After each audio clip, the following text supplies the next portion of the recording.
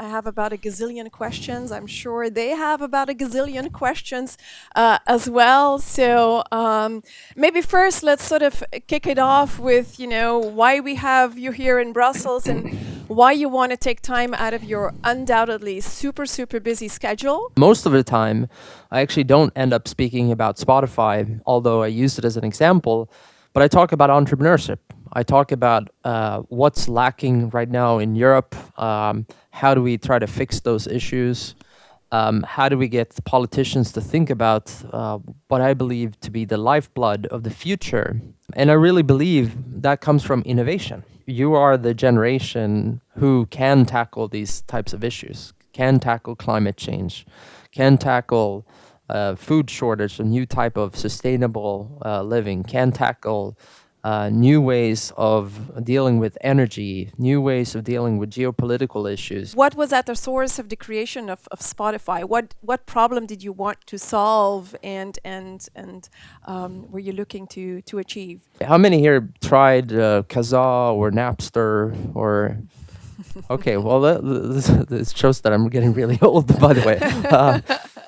We just realized that if we could build this product that was like having all the world's music available to you at your fingertips. There were no smartphones back then, by the way. It was just computers. That probably had a chance to fight piracy and could accomplish both building a great business, but then also help by making a sustainable living for all the artists in the world.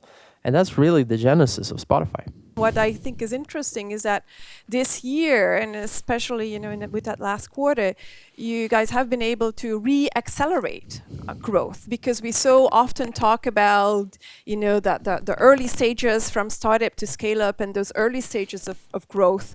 But I think even more phenomenal challenge is to sustain that growth. I think it's a tale of two stories. I honestly think the greatest businesses, as we spoke about before, it's not a linear path. So you see the same tendencies. They slow down in periods of time, then they re-accelerate, and they keep doing that onwards. So it's not a one thing you're doing. It's a process of doing thousands of things. And then the other thing is also the topic we touched about. It's a mindset question. Our mindset is, we're not, even though we're at way greater scale than I could have ever imagined when we started, we look at it as that we're just in the beginning of this journey. And whether we will capture this opportunity or whether someone else would do it, someone will. And that's a very different mindset, I find, than when I talk to some of the traditional businesses, because their mindset is a zero-sum game, instead of realizing that almost anything in life could be phrased as an infinite problem, an infinite mindset. And so we try to apply that infinite mindset on things. And I believe that the combination of those things, even if I can't predict it on a quarterly basis or weekly basis even, I know over years that it will serve us well. Maybe it's good that we get rid of this myth of you need to be a big visionary, to be a successful entrepreneur and be able to see and predict the future. I don't think that's true. I think you certainly need to. It's a psychological thing more than anything else. Oftentimes when you talk about the future, if it is important, most people will not agree with you. So you're going to have to put yourself in a position where there's a few amount of people that will instantly see what you're saying and what you're doing and buy into that vision. But there's a whole lot of them that simply will just say, that's never going to happen. This is stupid. And so you have to be willing to be misunderstood, be stupid. And it's not that people can't do that, but that's uncomfortable, I think. We're all a creature of groups. We want to belong and we don't want to stand out. But the role of the entrepreneur many times is doing that. But the one skill I would say, I'm very much an introvert. Like even sitting in this room, it scares me. Like it is frightening for me to be doing these things.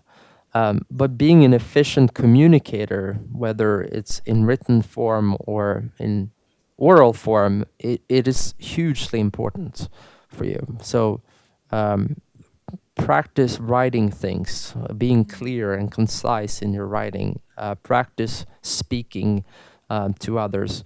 I'm a product of training. Like the fact that I can even have a conversation with all of you without sort of panicking is because I've practiced on it. It doesn't come natural to me. It's not like people are born with it. Some maybe, but certainly not me. It's a matter of practice. And so yeah, I totally believe everyone can do this. It's a lot of work, but you can. From one introvert who practiced a lot to apparently another introvert who practiced a lot, a warm thank you for taking the time for us. Thank you so much for having me. It was a real pleasure speaking to you.